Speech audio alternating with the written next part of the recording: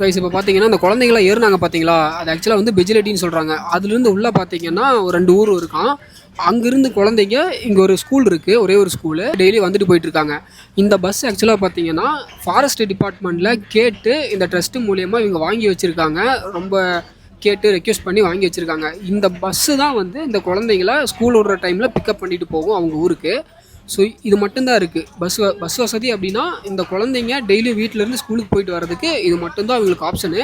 இந்த பஸ்ஸை கவர்மெண்ட்லேருந்து இவங்க வாங்குறதுக்கு முன்னாடி 6:30க்கு ஒரு பஸ் இருக்கான். அந்த ஒரே ஒரு பஸ்ஸு 6:30க்கு வருமா. ஸோ ஸ்கூல் எப்போ முடிஞ்சாலும் சரி 6:30 வரைக்கும் வெயிட் பண்ணி தான் அவங்க அந்த பஸ்ஸில் போயிட்டு இருந்தாங்க. அது ரொம்ப சிரமமாக இருக்குது அப்படின்றதுனால இப்போ இந்த பஸ்ஸை வந்து கவர்மெண்ட்டில் ரெக்யூஸ்ட் பண்ணி வாங்கியிருக்காங்க. இப்போ இதில் வந்து ஆன் டைமுக்கு குழந்தைங்க ஸ்கூலுக்கு போயிட்டு வந்துட்டுருக்காங்க.